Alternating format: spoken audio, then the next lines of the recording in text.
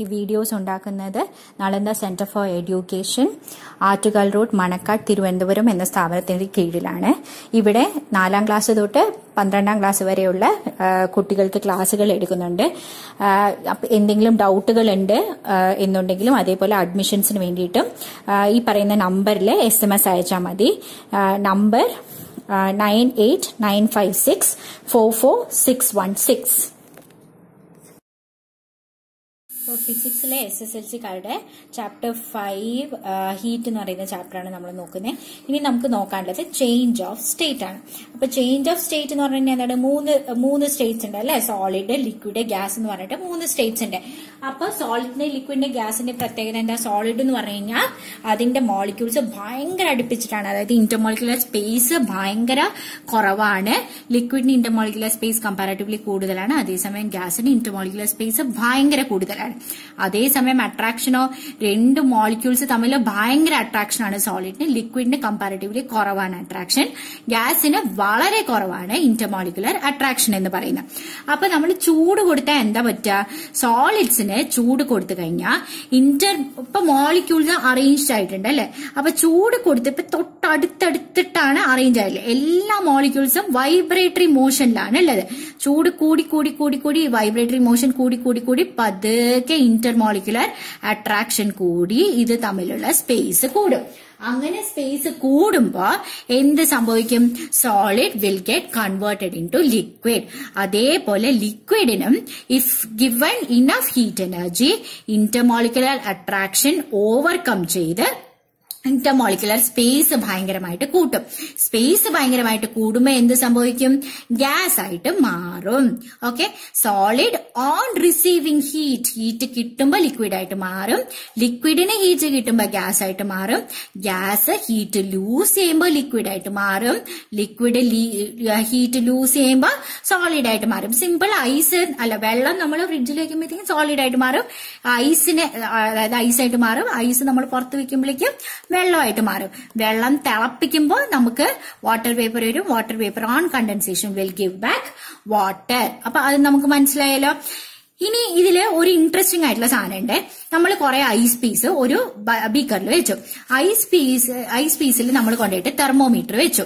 Thermometer വെക്കുമ്പോഴത്തേക്കും ice എത്രയിലാണ് ഉള്ളത്? 0 degree സെൽഷ്യസിലാണ് ഉള്ളത്. അപ്പൊ എന്നിട്ട് നമ്മൾ പതുക്കെ ചൂടാക്കുമ്പോഴത്തേക്കും നമ്മുടെ വിചാരം എന്ന് പറയുമ്പോഴത്തേക്കും ഇപ്പൊ 0 ഡിഗ്രി സെൽഷ്യസ് 1 ഡിഗ്രി സെൽഷ്യസ് ആവും, 2 ഡിഗ്രി സെൽഷ്യസ് ആവുന്നതാണ് വിചാരം. പക്ഷെ എന്താണ് സംഭവിക്കണേ? ഈ ഐസിലിട്ട തെർമോമീറ്റർ അത് ഒരു തരത്തിലും ഇപ്പോഴൊന്നും മാറാൻ പോണില്ല. ആ ഫുൾ ഐസും മെൽറ്റ് ആവുന്നത് വരെ ആ 0 ഡിഗ്രി സെൽഷ്യസ് തന്നെ കാണിച്ചുകൊണ്ടിരിക്കും. ഓക്കെ, ഇപ്പൊ ഒരു ഗ്രാഫ് എടുക്കുകയാണെന്നുണ്ടെങ്കിൽ ഇത് ടൈമാണ്, നമ്മൾ ചൂടാക്കുന്ന സമയം നോക്കിയേ. 30 സെക്കൻഡ്, 60 സെക്കൻഡ്, 90 സെക്കൻഡ്, 120 സെക്കൻഡ് നമ്മൾ വെയിറ്റ് ചെയ്തു. അതുവരെ ഈ ടെമ്പറേച്ചർ ആയ 0 ഡിഗ്രി സെൽഷ്യസ് തന്നെ ഇട്ടു. അത് കഴിഞ്ഞിട്ട് ഫുള്ള് മെൽറ്റ്, ഐസ് അങ്ങോട്ട് മെൽറ്റ് ആയി കഴിയുമ്പോഴും ചടപടേ എന്ന് പറഞ്ഞിട്ട് വെള്ളത്തിന്റെ ടെമ്പറേച്ചർ കൂടും. അപ്പൊ ഇത്ര നേരം ചൂടാക്കിയല്ലോ നമ്മള്. ആ ചൂടൊക്കെ എവിടെ പോയി? ആ ചൂടൊക്കെ നമ്മുടെ ഐസില് ഒളിച്ചിരിക്കുകയാണ്. എങ്ങനെയാ ഒളിച്ചിരിക്കണേ? നമ്മുടെ ഐസ് എന്ത് ചെയ്തു എന്നറിയോ? ഐസിന് കുറെ മോളിക്യൂൾസ് ഇല്ലേ? ആ മോളിക്യൂൾസ് തമ്മിലുള്ള ഇന്റർമോളിക്കുലർ അട്രാക്ഷൻ, സോളിഡ് ആയിരുന്നപ്പോ ഭയങ്കര ഇന്റർമോളിക്കുലർ അട്രാക്റ്റീവ് ഫോഴ്സ് അല്ലേ? ആ അട്രാക്റ്റീവ് ഫോഴ്സ് ഓവർകം ചെയ്യാൻ, കണ്ട് നമ്മൾ നേരത്തെ പറഞ്ഞില്ലേ, സോളിഡ് അടുപ്പിച്ചിട്ടാണ് ഇവര് തമ്മിലുള്ള intermolecular force, attractive force overcome ചെയ്യാൻ വേണ്ടിയിട്ട് ഈ ഹീറ്റ് എനർജി യൂസ് ചെയ്തു. ഇപ്പൊ 2 പേരങ്ങ് പിടിച്ചിട്ട് നിൽക്കാന്ന് വിചാരിച്ചോ. അപ്പൊ പുറത്തുനിന്ന് ആള് വന്നിട്ട് ഇവരെ 2 പേരെയും തള്ളണം, ഫോഴ്സ് അപ്ലൈ ചെയ്യണം, എന്നാലേ ഇവരെ മുറിച്ചു മാറ്റാൻ പറ്റുള്ളൂ. ഈ 2 പേരുടെ കൊട്ടിപ്പിടിച്ചിരിക്കുന്ന ഫോഴ്സ്, ഇന്റർമോളിക്കുലർ അട്രാക്റ്റീവ് ഫോഴ്സ്, പുറത്തുനിന്ന് ആരാ വന്നേ? ഹീറ്റ് വന്നു. ഹീറ്റ് വരുമ്പോഴാണ് ഇത് ഓവർകം ചെയ്യാനായിട്ട് യൂസ് ചെയ്യുന്നത്. നൗ ഇത് ലിക്വിഡ് സ്റ്റേറ്റിലേക്ക് മാറി. അപ്പൊ ഈ ഇന്റർമോളിക്കുലർ അട്രാക്റ്റീവ് ഫോഴ്സ് ഓവർകം ചെയ്യാനാണ് ഇത്ര നേരം നമ്മൾ കൊടുത്ത ഹീറ്റ് എനർജി യൂസ് ചെയ്തത്. So entire heat energy we supply during the change of state. Ice വെള്ളമായിട്ട് മാറുന്നത് വരെ കൊടുക്കുന്ന ഹീറ്റ് എനർജി നമ്മുടെ മോളിക്യൂൾസ് അബ്സോർബ് ചെയ്യും. എന്നിട്ട് മോളിക്യൂൾസ് അബ്സോർബ് ചെയ്തിട്ട് എന്ത് ചെയ്യും? ഇതിനെ നമ്മുടെ ഇന്റർമോളിക്കുലർ അട്രാക്റ്റീവ് ഫോഴ്സ് ഓവർകം ചെയ്യാനായിട്ട് യൂസ് ചെയ്യും. ഇന്റർമോളിക്കുലർ അട്രാക്റ്റീവ് ഫോഴ്സ് ഓവർകം ചെയ്താൽ മാത്രമേ അതിന് അടുത്ത സ്റ്റേറ്റിലേക്ക് പോകാൻ പറ്റുള്ളൂ. അതുകൊണ്ടാണ് ടെമ്പറേച്ചർ. അപ്പൊ രണ്ടാമത്തെ പോർഷൻ മാത്രമാണ്. ആദ്യത്തെ ഏറ്റവും ക്രിട്ടിക്കൽ ആയിട്ടുള്ളത് എന്താ? ഇന്റർമോളിക്കുലർ അട്രാക്റ്റീവ് ഫോഴ്സ് ഓവർകം ചെയ്തിട്ട് സ്റ്റേറ്റ് മാറുക, അതായത് ലിക്വിഡിലേക്ക് ആവുക. പിന്നെ ഉള്ളൂ നമ്മുടെ ഐസ് ചേട്ടന് ടെമ്പറേച്ചർ മാറ്റണ കാര്യം. പിന്നീട് കൊടുക്കണ ഹീറ്റ് മാത്രമാണ്. ഫുൾ സ്റ്റേറ്റ് ചേഞ്ച് കഴിഞ്ഞാൽ മാത്രമേ ടെമ്പറേച്ചർ ചേഞ്ച് ചെയ്യുന്നതിനെ കുറിച്ചിട്ട് അത് ആലോചിക്കുള്ളൂ. Hence temperature does not change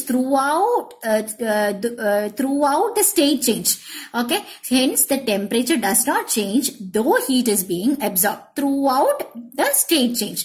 അത് കഴിഞ്ഞിട്ട് അപ്പൊ അത്രയും നേരം കൊടുക്കുന്ന ഹീറ്റ് എന്തിനാ യൂസ് ചെയ്യുന്നത്? ഈ മോളിക്യൂൾസ് സെപ്പറേറ്റ് ചെയ്യാൻ വേണ്ടിയിട്ടാണ് യൂസ് ചെയ്യുന്നത്. അപ്പൊ so when A solid is getting converted into liquid, അല്ലെങ്കിൽ ലിക്വിഡ് ഗ്യാസ് ആകുമ്പോഴും ഇതേ തന്നെയാട്ടോ. ഫുൾ എനർജി നമ്മുടെ മോളിക്യൂൾസ് സെപ്പറേറ്റ് ചെയ്യാനാണ് യൂസ് ചെയ്യുന്നത്.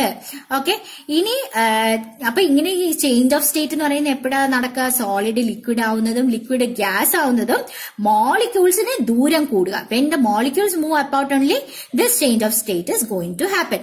ഇനി ഇതിൽ തന്നെ ഏറ്റവും നല്ല രസമുള്ള കാര്യം എന്താ പറയുക? ഈ മോളിക്യൂൾസ് തൊട്ടടുത്താണെന്നുണ്ടെങ്കിൽ ഈ മോളിക്യൂൾസിന് കമ്പാരിറ്റീവ്ലി ലെസർ പൊട്ടൻഷ്യൽ എനർജിയാണ്. കുറച്ചും കൂടി ദൂരമാണെന്നുണ്ടെങ്കിൽ കൂടുതൽ പൊട്ടൻഷ്യൽ എനർജിയാണ് ഉള്ളത്. കുറേ ദൂരമാണെങ്കിൽ ഇത് തമ്മിലുള്ള എനർജി കൂടുതൽ. Potential energy is very very high. ഇവർ തമ്മിലുള്ള പൊട്ടൻഷ്യൽ എനർജി ഭയങ്കര കൂടുതലാണ്. അപ്പൊ നമ്മുടെ ഹീറ്റ് എനർജി എന്ന് പറയുന്നത്, അപ്പൊ നമ്മുടെ ഈ സോളിഡ് സ്റ്റേറ്റിലാണെങ്കിൽ ഇതിന്റെ പൊട്ടൻഷ്യൽ എനർജി വളരെ കുറവിരിക്കാണ്. നമ്മൾ ഹീറ്റ് സപ്ലൈ ചെയ്തു, ഈ മോളിക്യൂൾസിന്റെ പൊട്ടൻഷ്യൽ എനർജി കൂടി. നമ്മൾ വീണ്ടും സപ്ലൈ ചെയ്തപ്പോ പൊട്ടൻഷ്യൽ എനർജി വീണ്ടും കൂടി. So heat got converted into potential energy. അതായത് ലിക്വിഡിന്റെ മോളിക്യൂൾസിന് കൂടുതൽ പൊട്ടൻഷ്യൽ എനർജി ആയിരിക്കും, അതേപോലെ ഗ്യാസിന്റെ മോളിക്യൂൾസിന് കൂടുതൽ പൊട്ടൻഷ്യൽ എനർജി ആയിരിക്കും. ഓക്കെ, അപ്പൊ സ്റ്റേറ്റ് ചേഞ്ച് നടക്കുമ്പോൾ entire heat ice molecules absorb ചെയ്തിട്ട് ഇതിന്റെ പൊട്ടൻഷ്യൽ എനർജി കൂട്ടാനായിട്ട് യൂസ് ചെയ്തു. പൊട്ടൻഷ്യൽ എനർജി കൂട്ടി ഇതിന് state change, that is liquid ആയിട്ട് കൺവേർട്ട് ആയി. ലിക്വിഡ് ആയിട്ട് ഫുള്ളി കൺവേർട്ട് ആയതിനു ശേഷം മാത്രമേ ടെമ്പറേച്ചർ ചേഞ്ചിന് വേണ്ടിയിട്ട് ഈ ഹീറ്റ് ഉപയോഗിക്കുള്ളൂ. ഓക്കെ, ഇത് രണ്ട് കേസസിനും അങ്ങനെ തന്നെയാണ്. സോളിഡ് ലിക്വിഡ് ആവുമ്പോഴും ലിക്വിഡ് ഗ്യാസ് ആവുമ്പോഴും ഇങ്ങനെ തന്നെയാണ്. Entire heat energy is used for increasing the potential energy and to increase the space between the molecule.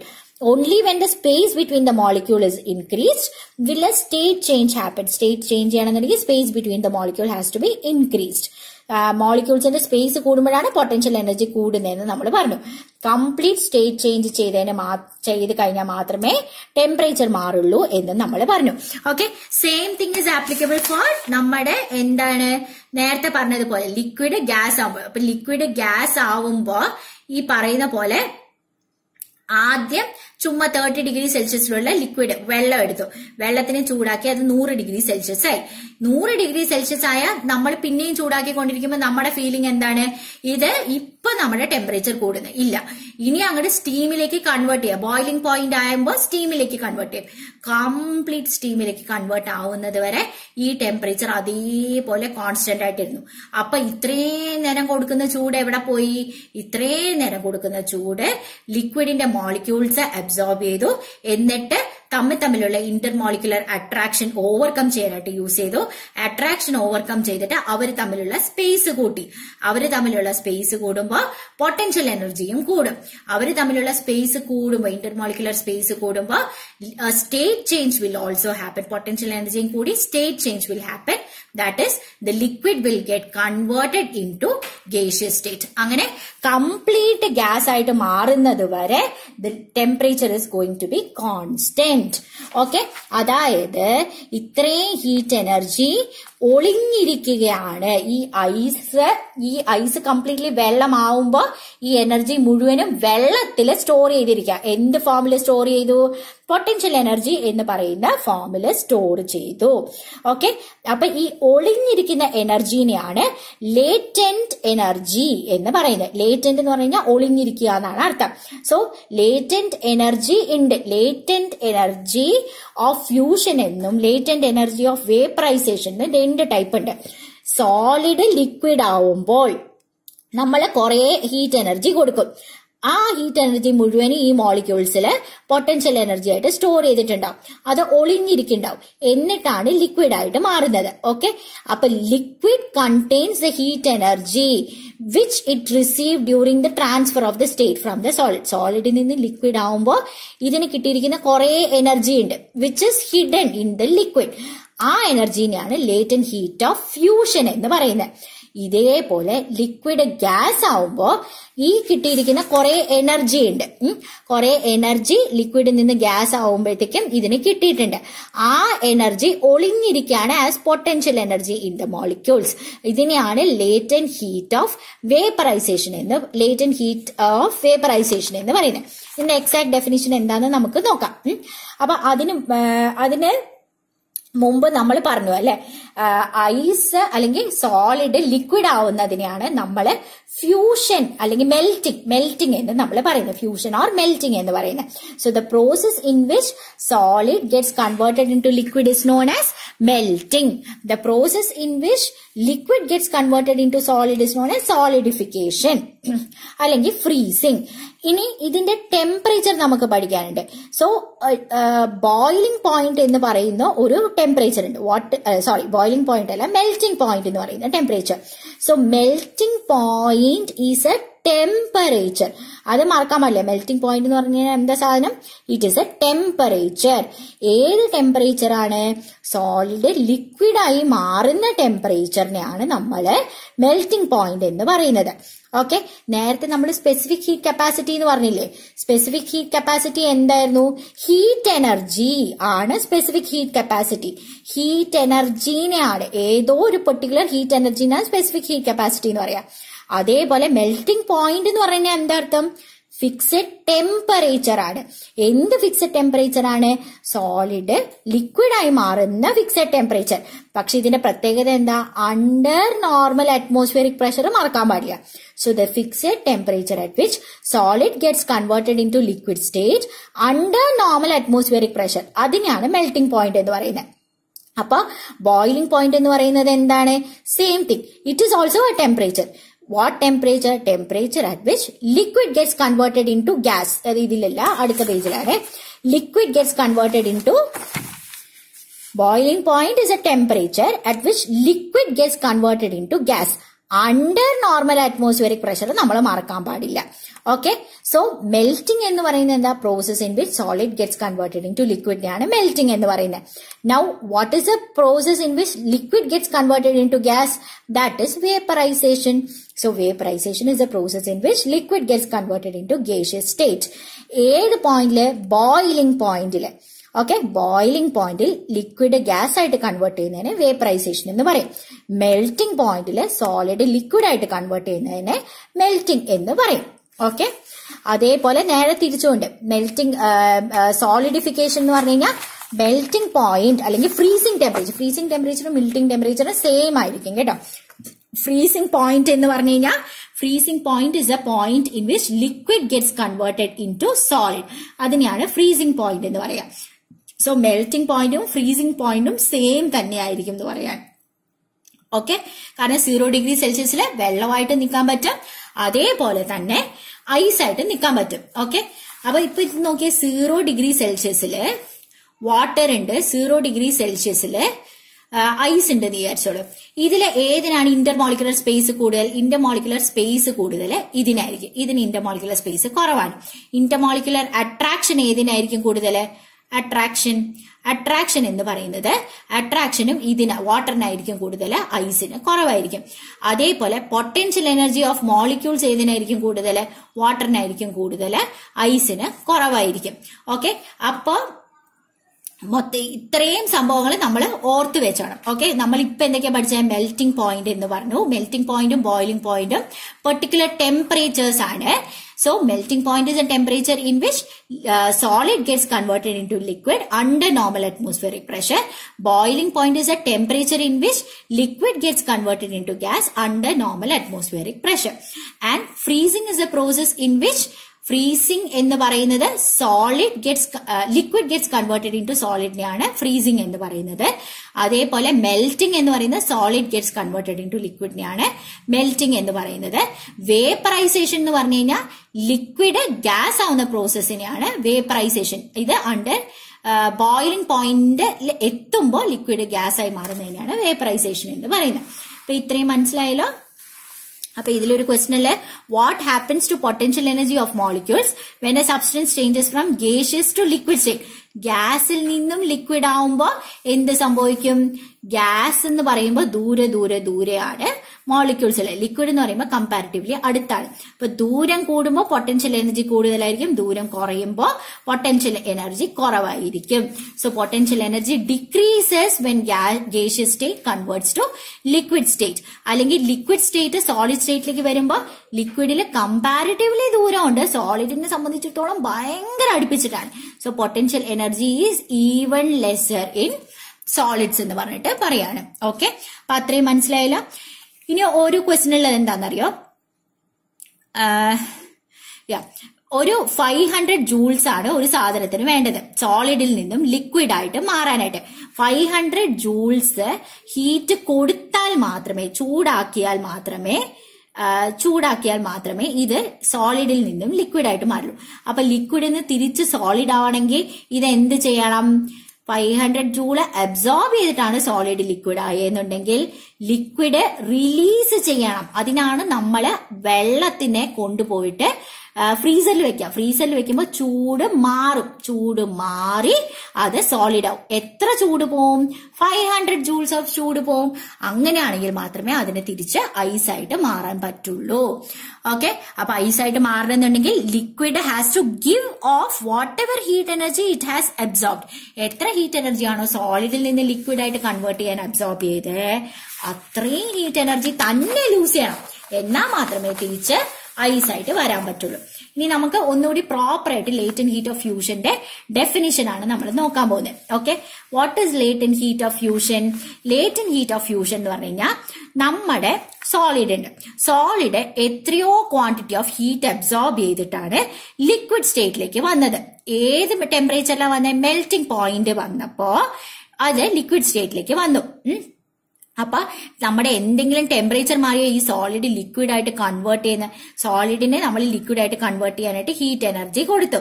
Heat energy കൊടുത്ത് അത് മെൽറ്റിംഗ് പോയിന്റിൽ എത്തി. മെൽറ്റിംഗ് പോയിന്റിൽ എത്തിക്കഴിയുമ്പോൾ ഒരു ടെമ്പറേച്ചർ ചേഞ്ചും കാണിക്കില്ല, അത് കംപ്ലീറ്റ്ലി ലിക്വിഡ് ആയിട്ട് മാറി. അപ്പോ നമ്മള് എത്രയോ ഹീറ്റ് എനർജി കൊടുത്തില്ലേ, ആ ഹീറ്റ് എനർജിനെയാണ് ലേറ്റന്റ് ഹീറ്റ് ഓഫ് ഫ്യൂഷൻ എന്ന് പറയാം. ഒന്നുകൂടി നോക്കിക്കോളൂ. Latent heat of fusion of a solid is എത്ര ഹീറ്റ് എനർജിയാണ് ഈ 1 kg ഓഫ് സോളിഡിനെ ലിക്വിഡ് സ്റ്റേറ്റിലേക്ക് കൺവേർട്ട് ചെയ്യാൻ ആവശ്യം. ഓക്കെ, എത്രയോ ഹീറ്റ് എനർജി കൊടുക്കുന്നത്, എത്രയോ ഹീറ്റ് എനർജി അബ്സോർബ് ചെയ്തിട്ടാണ് നമ്മുടെ 1 kg സോളിഡ് ലിക്വിഡ് ആയിട്ട് കൺവേർട്ട് ചെയ്യുന്നത്. ഏത് ടെമ്പറേച്ചറില്? മെൽറ്റിംഗ് പോയിന്റ് എന്ന് പറയുന്ന ടെമ്പറേച്ചറില്. ആ സമയത്ത് ഒരു ചേഞ്ചും വരില്ല, ഫുൾ സ്റ്റേറ്റ് ചേഞ്ച് വരുന്നത് വരെ ഒരു ചേഞ്ചും വരില്ല. ആ ടെമ്പറേച്ചർ മാറുന്നതിന് തൊട്ടു മുമ്പ് വരെ ഉള്ള ഹീറ്റ് എനർജിനെയാണ് നമ്മൾ ലേറ്റന്റ് ഹീറ്റ് ഓഫ് ഫ്യൂഷൻ എന്ന് പറയാം. ഓക്കെ, അപ്പൊ നേരത്തെ നമ്മൾ പറയുന്നത് പോലെ ഇപ്പൊ -5 ഡിഗ്രി സെൽഷ്യസിൽ ഇട്ടു ഒരു ഐസ്. ഓക്കെ, അപ്പം -5 ഡിഗ്രി സെൽഷ്യസിന്റെ ഐസ് ഉണ്ടെന്ന് വിചാരിച്ചോളൂ. ഈ ഐസിലേക്ക് ഞാൻ ചൂട് കൊടുത്തു, അതങ്ങനെ കൂടി 0 ഡിഗ്രി സെൽഷ്യസിലേക്ക് എത്തി. 0 ഡിഗ്രി സെൽഷ്യസിലേക്ക് വീണ്ടും ഞാൻ ചൂട് കൊടുക്കാൻ തുടങ്ങി. അപ്പൊ ഈ ചൂടിനെ കാരണം എന്റെ മെൽറ്റിംഗ് പോയിന്റ് എത്തി. മെൽറ്റിംഗ് പോയിന്റ് എത്തുമ്പോ തൊട്ടുള്ള ചൂട് ഞാൻ കാൽക്കുലേറ്റ് ചെയ്യാൻ പോവാം. അപ്പൊ 1 ജൂള്, 2 ജൂള്, 3 ജൂള്. ഇപ്പൊ ഒന്നും ടെമ്പറേച്ചർ ചേഞ്ച് ഇല്ല, കാരണം ഐസ് അങ്ങനെ ഉരുകി വാട്ടർ ആവുകയാണ്.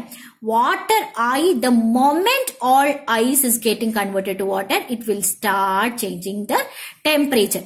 അപ്പൊ 1 joule, 2 joule, 3 joule എന്ന് പറഞ്ഞിട്ട് ഇത്രയും ജൂൾസ് ഞാൻ കാൽക്കുലേറ്റ് ചെയ്തു. ഓക്കെ, ഇത്രയും ഹീറ്റ് എനർജിയാണ് മെൽറ്റിംഗ് പോയിന്റ് എത്തിയിരിക്കുന്ന സോളിഡ് കംപ്ലീറ്റ്ലി ലിക്വിഡ് ആവുന്നത് വരെ ഒരു ടെമ്പറേച്ചർ ചേഞ്ചും ഇല്ലാതെ അബ്സോർബ് ചെയ്തിരിക്കുന്നത്. ഇത്രയും ഹീറ്റ് എനർജിനെയാണ് നമ്മൾ പറയുന്നത് ലേറ്റന്റ് ഹീറ്റ് ഓഫ് ഫ്യൂഷൻ എന്ന് പറയുന്നത്. ഓക്കെ, ഇത്രയും മനസ്സിലായോ? So what is latent heat of fusion?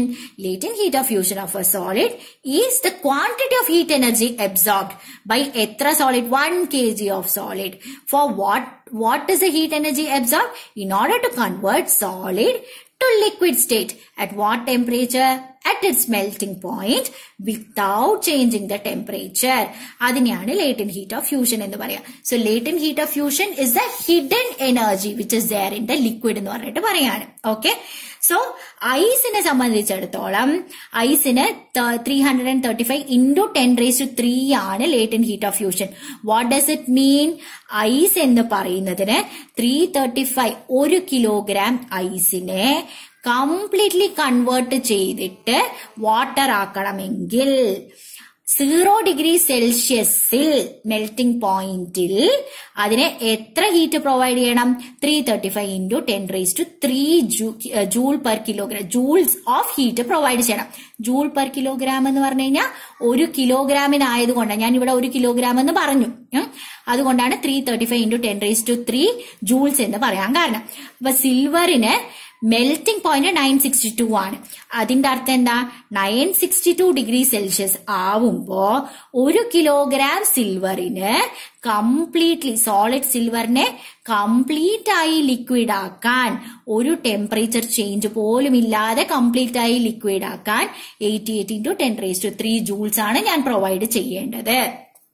Okay, അതേപോലെ തന്നെ അടുത്തത് എന്താ പറഞ്ഞേക്കണേ? കോപ്പറിന് സോളിഡ് സ്റ്റേറ്റിൽ 1083 ഡിഗ്രി സെൽഷ്യസ് ആണ് കോപ്പറിന്. സോ 1083 ഡിഗ്രി സെൽഷ്യസ് എന്ന് പറയുന്ന മെൽറ്റിംഗ് പോയിന്റ് എത്തുമ്പോ solid copper completely liquid copper ആയിട്ട് മാറണം. ലിക്വിഡ് ആയിട്ട് മാറുമ്പോ ഇറ്റ് വിൽ അബ്സോർബ് എത്ര heat energy? 180 into 10⁻³ joules of heat energy.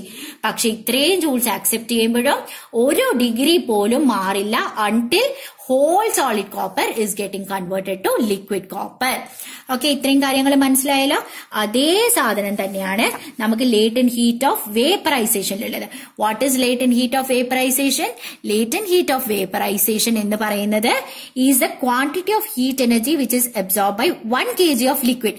1 kg liquid അതിനെ കംപ്ലീറ്റ് ഗേഷ്യസ് സ്റ്റേറ്റിലേക്ക് ആവാനായി അത് ഏത് ടെമ്പറേച്ചറിലാണ്? ബോയിലിംഗ് പോയിന്റ് എന്ന് പറയുന്ന ടെമ്പറേച്ചറിൽ without any change in temperature എത്രമാത്രം ഹീറ്റ് എനർജി ആണോ അബ്സോർബ് ചെയ്യുന്നത് അതിനെയാണ് ലേറ്റന്റ് ഹീറ്റ് ഓഫ് വേപ്പറൈസേഷൻ എന്ന് പറയുന്നത്.